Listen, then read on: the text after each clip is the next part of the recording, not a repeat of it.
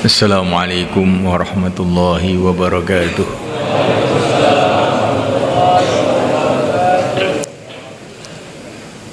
Innal hamdalillah nasta'inuhu wa nastaghfiruhu wa nu'minu bihi wa natawakkalu alayhi wa na'udzu bihi min shururi anfusina min sayyiati a'malina. من يهديه الله فلا مضل له ومن يضلل فلا هادي له أشهد أن لا إله إلا الله وحده لا شريك له وأشهد أن سيدنا ومولانا محمدا عبده ورسوله اللهم صل وسلم وبارك عليه وعلى آله وأصحابه والتابعين لهم إلى يوم القيامة أما بعد فقد قال في كتابه الكريم إن الذين قالوا ربنا الله ثم استقاموا تتنزل عليهم الملائكة ألا تخافوا ولا تحزنوا وأبشروا بالجنة التي كنتم توعدون نحن أولياؤكم في الحياة الدنيا وفي الآخرة ولكم فيها ما تشتهي أنفسكم ولكم فيها ما تدعون نزلا من غفور رحيم ومن أحسن قولا ممن دعا إلى الله وعمل صالحا وقال إنني من المسلمين.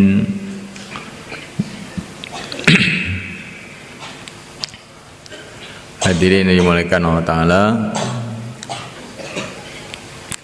majelis kita ini adalah majelis usaha.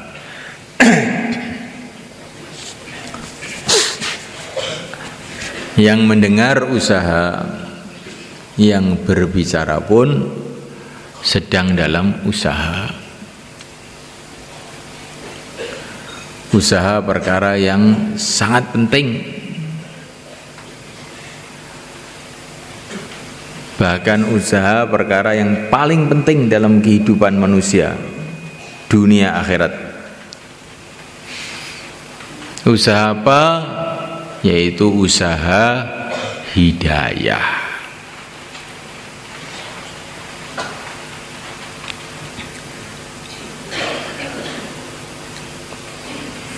Hidayah ini kalau sudah masuk dalam hati seseorang, maka dia tahu yang benar yang salah. Pertama kali dia tahu dan yakin bahwa dunia ini Allah yang menciptakan. Di dunia ini hanya Allah yang berkuasa. Ini kalau hidayah masuk itu begitu. Sebelum hidayah masuk itu hati itu gelap.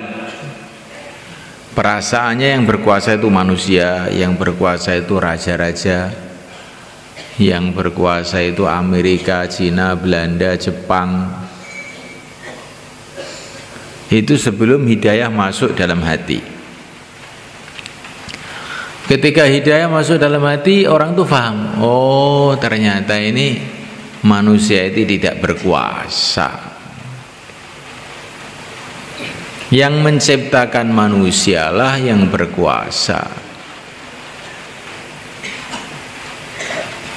Kalau manusia ini kuasa, nggak ada manusia mati. Nyatanya manusia itu mati semua, menunjukkan manusia tidak berkuasa. Manusia itu lahir dari perut ibu, dari tempat kencing, dalam keadaan lemah, tidak punya kekuatan apa-apa.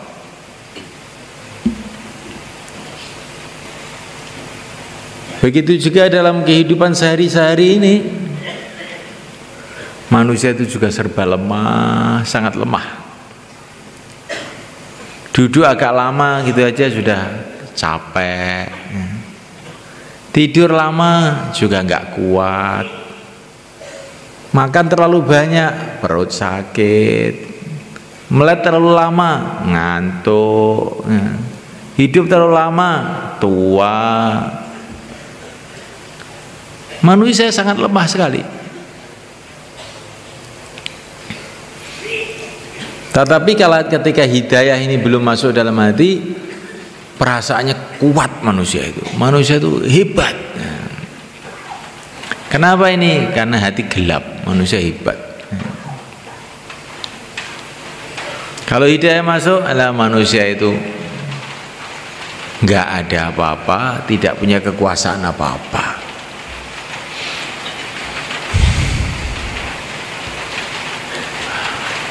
Ketika hidayah ini belum masuk, maka hati ini perasaannya dunia ini besar, hebat dunia ini. Tapi setelah hidayah itu masuk dalam hati, dunia ini kecil, akhirat yang besar. Dunia ini sebentar, mampir ngombe, nggak pantas dicita-citakan, nggak pantas dibangga-banggakan.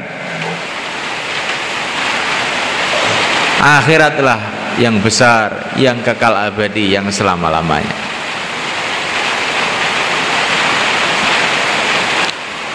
Kalau hidayah ini masuk dalam hati semulai kan,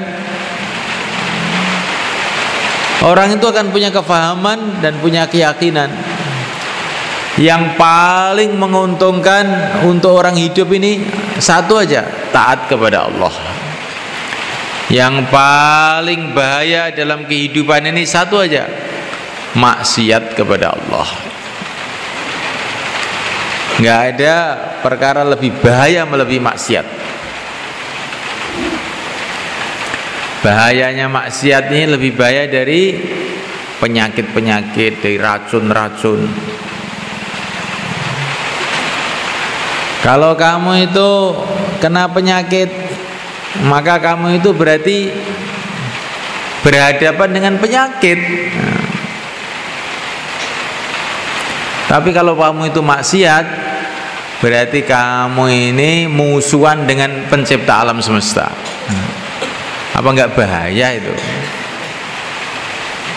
Kalau bahayanya seluruh penyakit, bahayanya seluruh bahaya, bahayanya seluruh senjata, bahayanya seluruh racun, bahayanya marahnya raja-raja, marahnya manusia, marahnya teman, marahnya mertua, marahnya istri, marahnya jin, marahnya setan.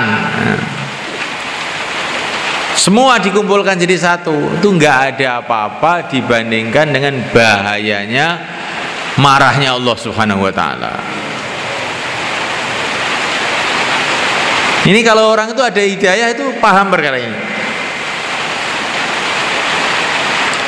Sehingga kalau dia ini berbuat maksiat itu nangis, khawatir dimarahi oleh Allah. Nggak ada habis-habisnya marahnya, nggak ada habis-habisnya nangisnya. Seperti Nabiullah Adam alaihissalam pernah berbuat salah sekali, itu pun tidak sengaja karena lupa, sama sekali tidak sengaja, tapi beliau nangis bertahun-tahun saking takutnya. Karena beliau paham bahayanya marahnya Allah itu bahaya betul.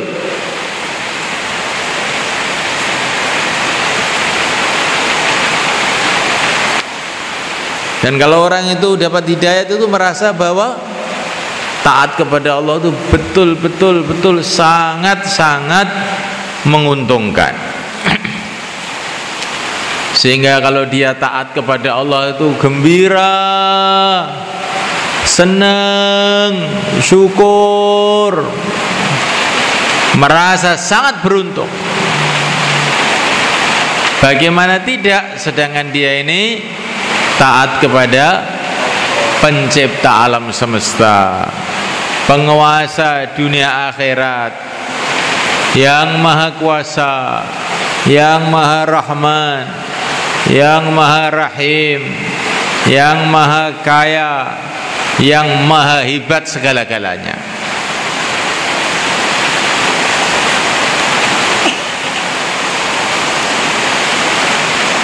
Memuliakan Allah Subhanahu wa taala. Ini kalau hidayah masuk di dalam hati. Dan hidayah ini bertingkat-tingkat, memuliakan.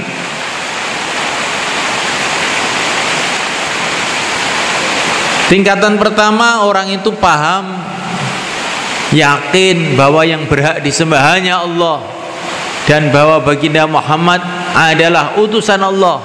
La ilaha illallah Muhammadur Rasulullah. Ini hidayah tingkat pertama. Setelah dia syahadat, perlu hidayah lagi, sehingga dia itu bisa seneng sholat. Perlu hidayah ini. Kalau tidak dikasih hidayah oleh Allah, sudah syahadat juga nggak mau sholat, ataupun sholat dengan males, sehingga sholatnya itu digambarkan Nabi seperti gumbal bosok. Habis sholat, sholatnya itu dihantemkan ke kepalanya sendiri. Seperti gumbal. Sholat ngantuk, sholat apa ya? Nah, itu kalau nggak dapat hidayah itu begitu itu. Kalau nggak dapat hidayah, maka sholat itu hina. Dan barang siapa yang menghinakan sholat, maka dia adalah orang hina di sisi Allah. Setelah sholat perlu hidayah lagi, supaya sholatnya bisa khusyuk, perlu hidayah. Supaya sholatnya bisa istiqomah, perlu hidayah. Terus perlu hidayah. Supaya bisa puasa, perlu hidayah. Supaya bisa zakat, perlu hidayah. Kalau nggak ada hidayah, suruh puasa nggak mau. Kenapa puasa-puasa? Bikin lapar aja. Tapi kalau sudah dapat hidayah, paham dia, puasa ini amalan yang dicintai oleh Allah. Bau mulutnya orang puasa lebih wangi di sisi Allah, melebihi minyak kasturi. Kalau belum dapat hidayah, zakat itu berat. Sudah kerja mati-matian dikasihkan orang, nggak mau zakat, nggak mau. Tapi kalau sudah dapat hidayah, ini hartanya Allah, milik Allah, saya hamba Allah, mengeluarkan zakat itu dengan gembira, dengan senang.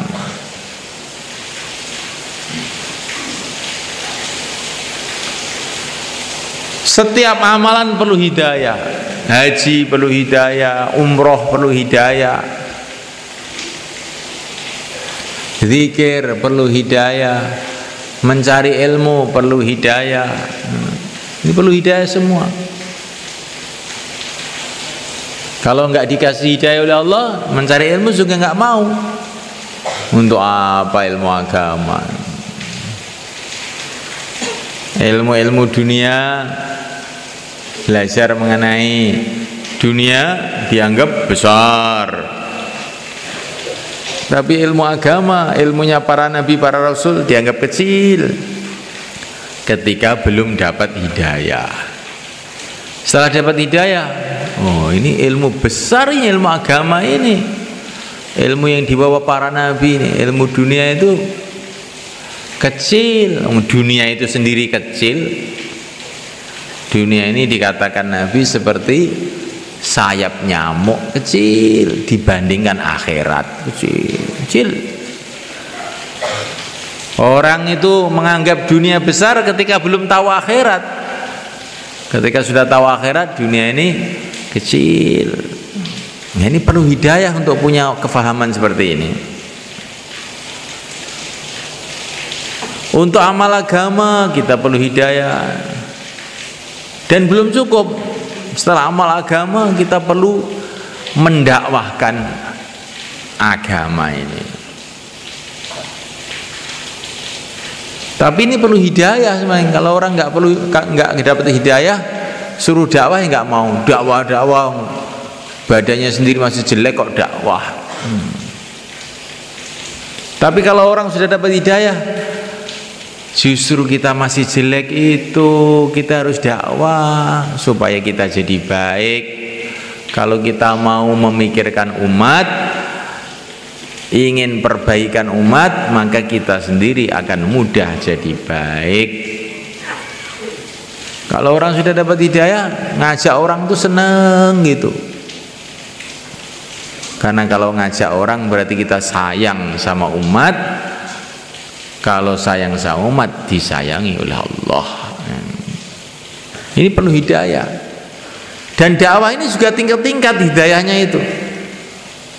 Ada orang, pokoknya saya dakwah untuk pesantren saya saja, saya dakwah untuk kampung saya saja, saya ingin dakwah untuk negeri saya saja.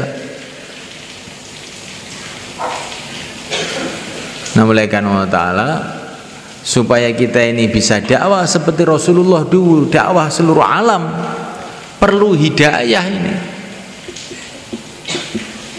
Kalau sudah hidayah masuk, hidayah dakwah itu masuk, maka orang itu akan paham dakwah itu harus seluruh alam.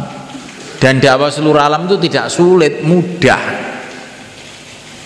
Justru dakwah hanya untuk satu kampung saja itu malah sulit mereka. Kalau dakwah itu seluruh alam malah mudah. Dakwah itu seperti orang jualan tahu cuma kan. Kalau kamu jualan tahu ada peraturan, kamu jualan tahu hanya di Temboro saja, ke Temenggungan nggak boleh, kan malah sulit itu semua kan. Nah, malah nanti tahunya bisa bosok kalau orang Temboro nggak mau beli. Tapi ketika kamu jual tahu kemana saja boleh, seluruh dunia, oh tambah mudah.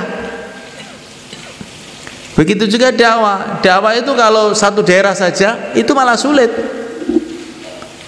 Dakwah seluruh alam itu jadinya malah mudah. Betul nggak semuanya? Iya semuanya. Seperti kemarin itu datang jamaah dari India ke sini, datang jamaah dari Perancis, datang jamaah dari macam-macam negara, ya kan? Maka kita jadi ikut semangat. Coba kalau dakwah itu yang dakwah orang Jawa tok gitu kan, lama-lama juga lemes sebenarnya kan. Bolak-balik ketemu irung pesek. Jadi kalau dakwah ada Arabnya, ada Belandanya, ada Cinanya, ada orang hitamnya, ada orang putihnya, maka kita jadi semangat. Tapi dalam arti dakwah seluruh alam sulit, tidak. Dakwah seluruh alam itu mudah. Nyatanya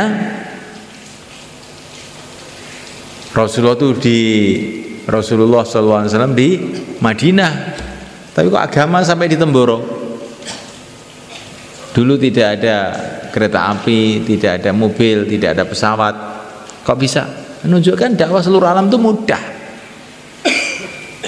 Tidak harus ada kapal, tidak harus ada mobil, tidak harus ada pesawat. Zaman Nabi nggak ada apa-apa. Kok agama sampai kemana-mana seluruh dunia?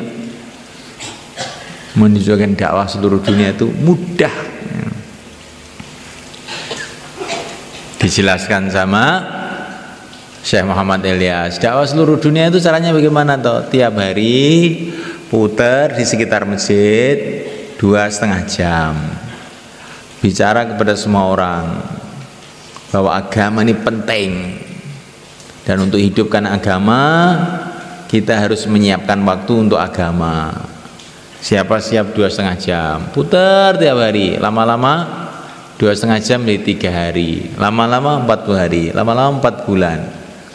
lama-lama dalam negeri, luar negeri, seluruh alam. Seluruh alam itu dimulai dari 2,5 jam. Setengah jam juga boleh, 1 jam juga boleh. Insya Allah mulai kan? Mudah. Inna hadad dina yusrun, agama ini mudah. Tapi semua orang sekarang tuh sambat, mengeluh. Amal agama zaman sekarang itu sulit.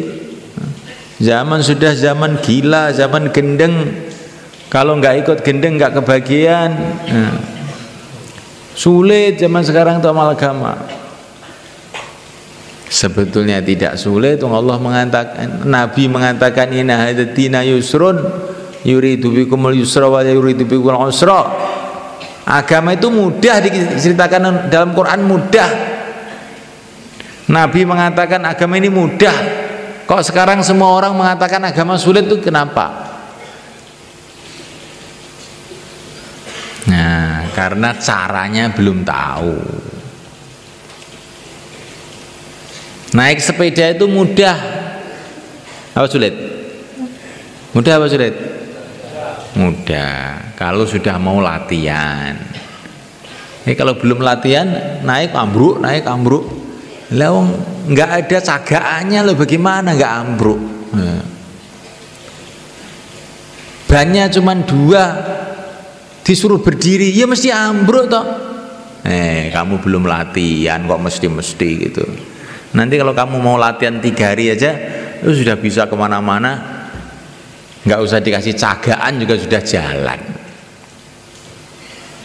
Begitu juga semuanya kan. Sekarang ini orang suruh amal agama sulit. Kalau saya punya uang, dicagai uang ya saya bisa amal agama. Kalau saya dicagai politik ya bisa amal agama. Kalau saya dicagai Pak Lurah bisa amal agama. Kalau saya dicagai takmir masjid baru bisa amal agama. Kalau saya padahal itu amal agama itu tidak perlu dicagai. Sempat keluar 3 hari, nanti terus 40 hari, terus 4 bulan. Insya Allah dikit-dikit nanti lama-lama amal agama itu mudah ternyata. Insya Allah kan?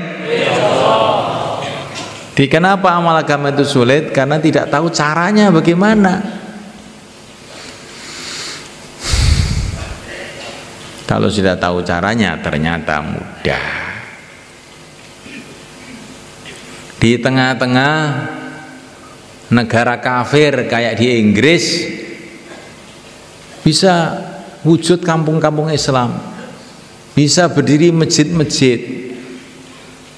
Sekarang di London ada masjid kapasitas 70.000 orang.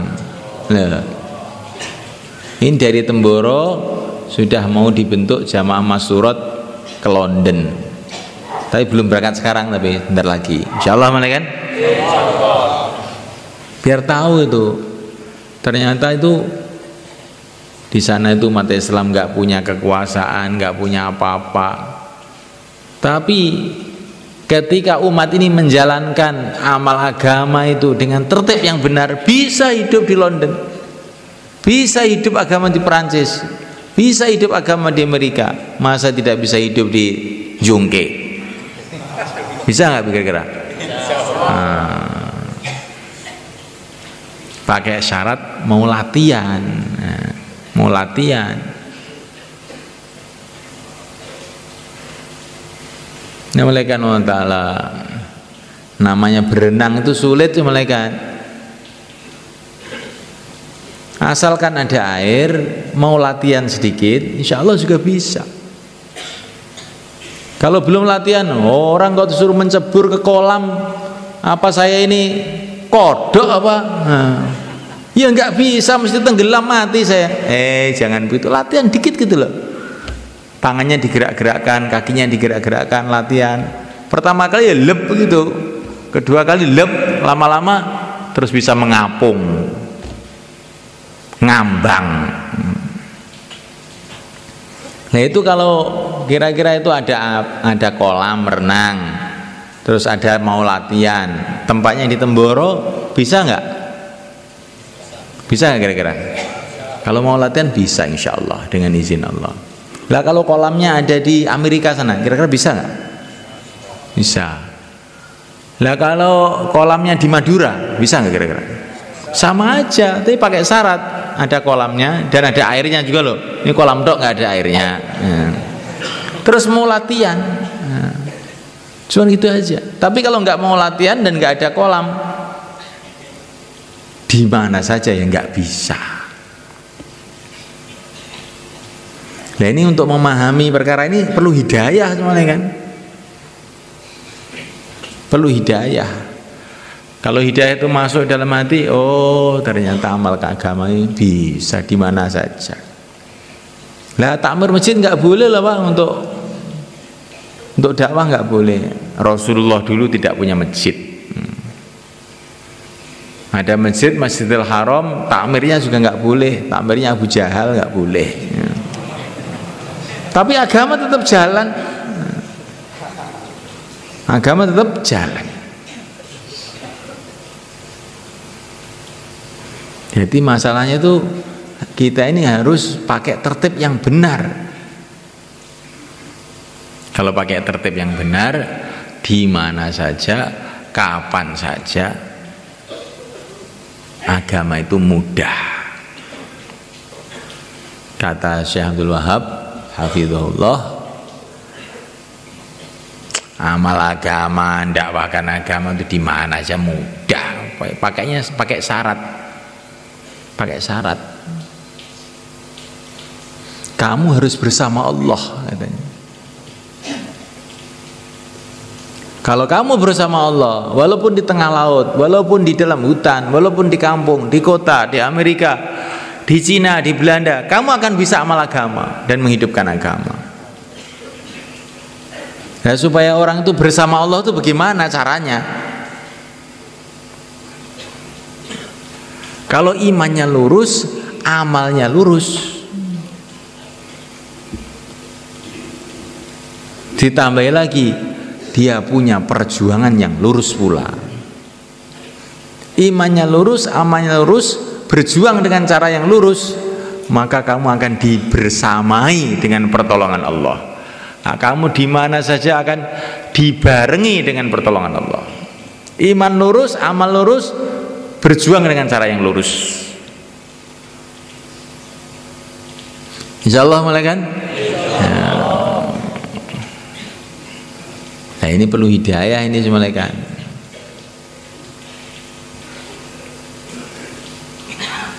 Kita sekarang ini masih punya pikiran kalau amal agama di pondok ya mudah, memang ada temannya banyak. Tapi kalau di luar pondok bagaimana saya bisa amal agama? Ini banyak santri datang sekarang ini. Di luar pondok, di dalam pondok, kalau Allah menolong kita mudah. Tapi walaupun di dalam Ka'bah, kalau Allah tidak tolong kita juga susah. Ada seorang pemuda namanya Asif, zaman jahiliyah dulu, punya pacar namanya Nailah. Malam-malam masuk ke Ka'bah, pacaran di dalam Ka'bah itu. Allah murka, tahu-tahu dua manusia ini jadi batu.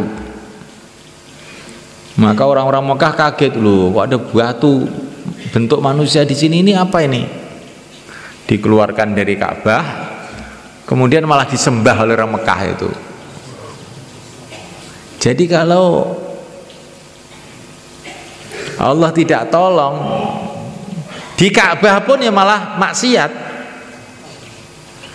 Tapi kalau Allah sudah menolong, Masya Allah, di mana aja bisa amal agama. Nah ini perlu hidayah ini mereka. Walaupun temannya baik-baik, kayak iblis itu temannya baik-baik, temannya para malaikat. Tapi nggak dapat hidayah ya. Di tengah makhluk-makhluk yang baik dia paling nakal sendiri. Nakal.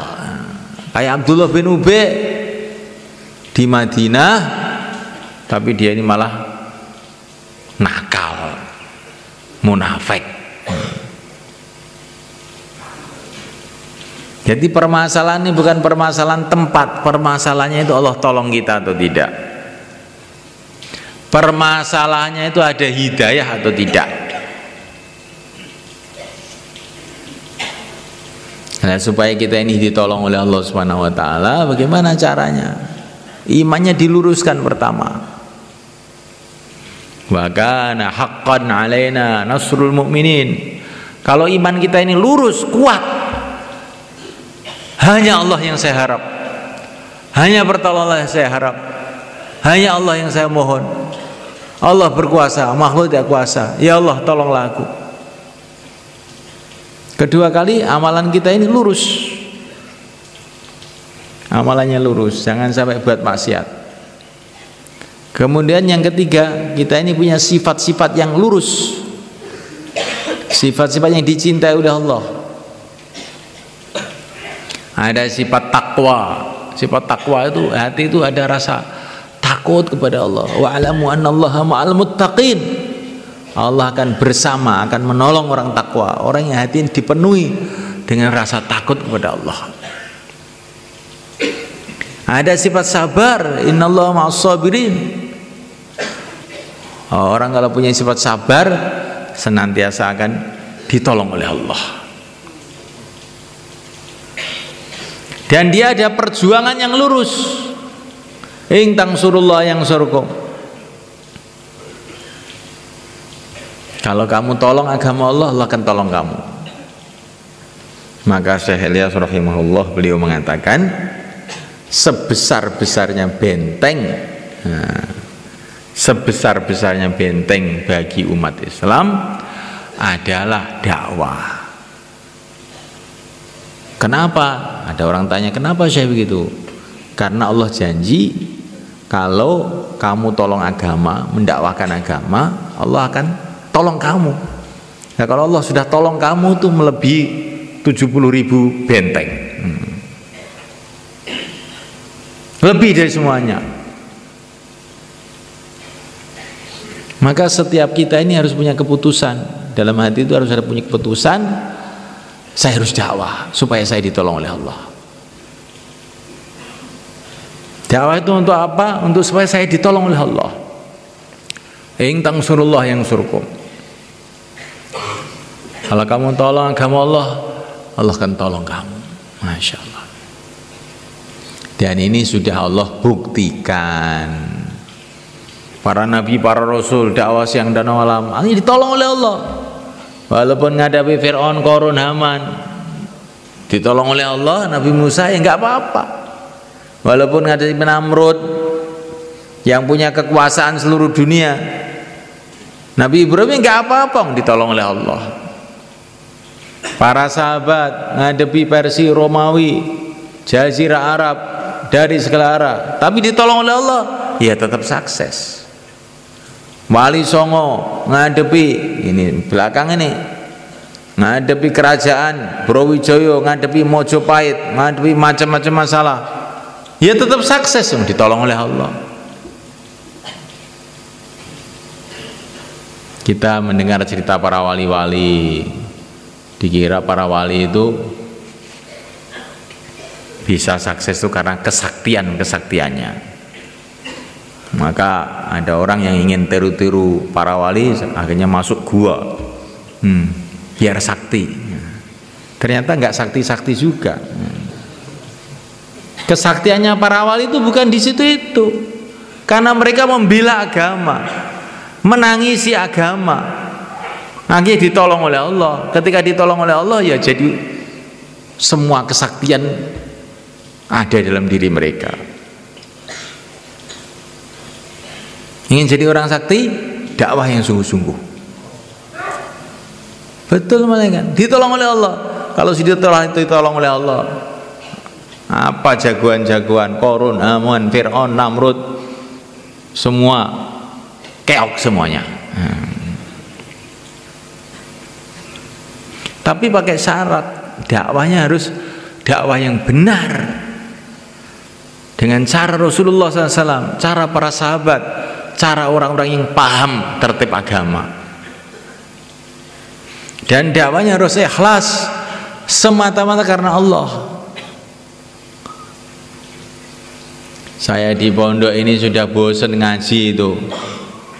Sudah berbulan-bulan ngaji aja. Saya mau cari penyegaran, keluar 40 hari.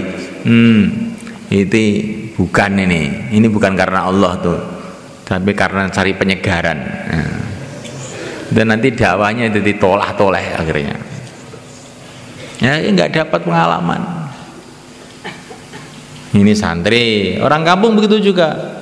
Di rumah kok istrinya ngamuk terus, keluar aja 40 hari. Sumpek di rumah. Bukan tidak begitu.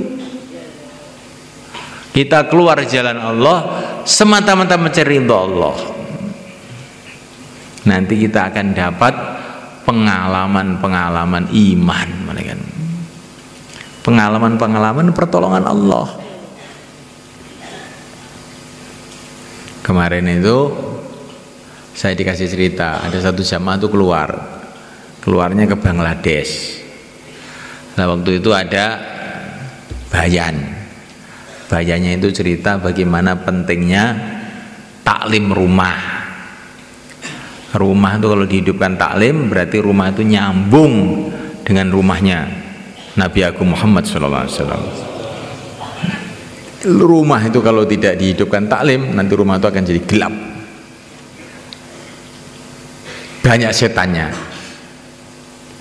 Kemudian rumah itu akan jadi injekan-injekannya orang-orang Yahudi Nasrani. Dengan dipasang televisi, dipasang radio, macam-macam internet, maka orang Yahudi, orang Nasrani itu masuk di kamar-kamar kita. Bahayanya itu begitu. Maka ini orang Indonesia ini yang mendengarkan bayan itu langsung teringat, Masya Allah, saya mau berangkat 4 bulan ini baru beli parabola ya. Terus bagaimana nanti anak saya itu ditipu sama Yahudi Nasrani di rumah-rumah mereka. Itu waktu bayan itu dia tuh sedih itu hatinya tuh, perih hatinya. Nah selesai bayan maka dia keluar ke masjid. Ya, namanya ini karkun baru, masih bawa HP. Tutit. Telepon dari rumah. Istrinya telepon. Ada apa kau telepon? Saya ini sedang keluar loh, jangan telepon begitu. Ini ada berita musibah besar. Musibah apa? Itu parabola kita itu disambar halilintar. Ambruk. Itu kan ini sudah agak lama, berapa puluh juta itu. Maka ini orang yang keluar tadi, alhamdulillah. Alhamdulillah bagaimana? Memang saya sudah risau betul kalau kamu ditipu Yahudi Nasrani, kok disambar halilintar. Alhamdulillah gitu. Jadi kerisauan dia waktu dengar bayan ini tadi kan, oleh Allah diterima, langsung kirim halilintar, parabolanya hilang. Ini kan namanya pengalaman iman.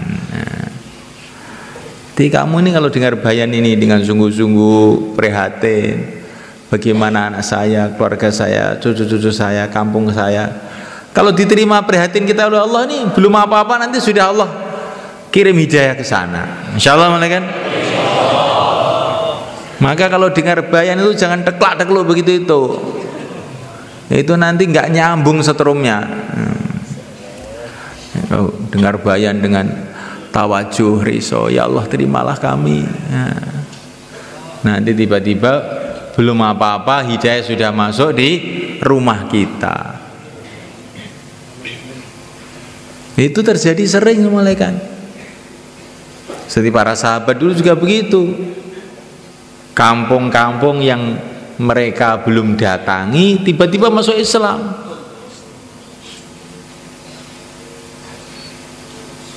Sebabnya macam-macam. Ada yang sebabnya itu ada serigala, asu ajak itu, tahu-tahu ngomong ngajak masuk Islam. Ada yang sebabnya itu berhala, tahu-tahu keluar suaranya ngajak masuk Islam. Macam-macam itu. Jadi kalau usaha dakwah kita ini diterima, nanti terjadi perkara-perkara yang kita tidak sangka-sangka. Karena Allah tolong kita. Kalau kamu tolong agama Allah, Allah akan tolong kita. Coba kita datang ke pulau-pulau kecil sana, di Madura, di Kangean, di Sempudi, di mana-mana. Itu loh, zaman Wali Songo dulu bagaimana mereka datang ke sana? Kok sana sudah ada masjid, ada musola, ada pesantren. Ya, ini di Indonesia ada 13.000 pulau. Yang ada manusianya kebanyakan sudah Islam. Bagaimana mereka kok bisa Islam itu dulunya? Nah, ini pertolongan Allah pada orang-orang dakwah dulu semalaikat. Saya kira orang dulu itu belum sampai masuk ke setiap pulau itu, belum sampai saya kira.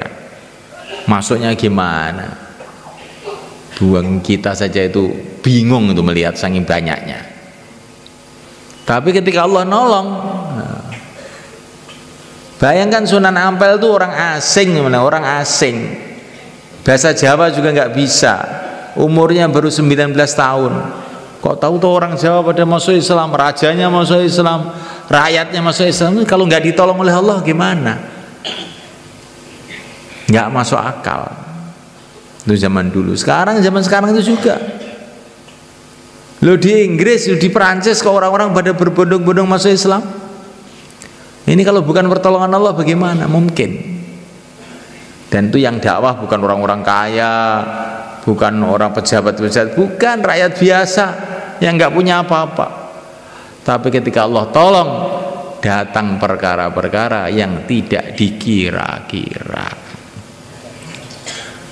Dakwah itu bukan untuk mengaruhi orang, mereka bukan. Kita dakwah itu supaya ditolong oleh Allah. Ini lebih penting kita. Maka ada orang datang kepada Syekh Yusuf rahimahullah, Syekh, dakwah kita ini gremet seperti semut, sedangkan kebatilan itu lari seperti pesawat terbang. Bagaimana mungkin dakwah kita ini akan menyelesaikan masalah? Maka Syekh Muhammad Yusuf mengatakan, dakwah kita ini bukan mau balapan dengan mereka, tidak. Dakwah kita ini kita dakwah dengan ikhlas sampai dakwah kita diterima oleh Allah. Nanti yang menyelesaikan ahli batil itu Allah, bukan kita. Nah, maka dakwahnya harus sungguh-sungguh, nggak bisa main-main tuh malaikat. Saya ini nggak bisa ngomong Pak Kiai. Saya orang kampung, orang desa, suruh dakwah gimana? Siapa yang mau dengar saya?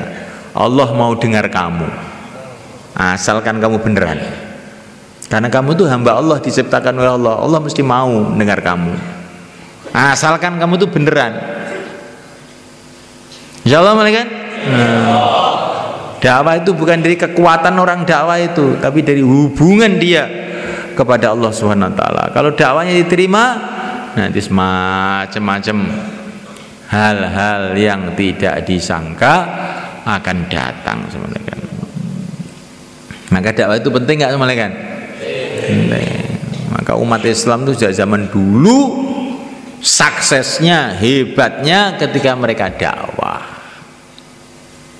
Bukan hebatnya ketika mereka banyak, bukan hebatnya ketika mereka kaya, bukan hebatnya ketika mereka jadi raja-raja, bukan. Hebatnya ketika mereka dakwah.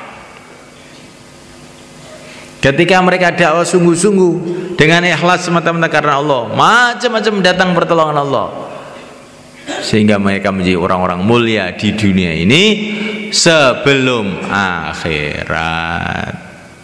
Maka kita mau belajar perkara ini, insyaallah malaikat.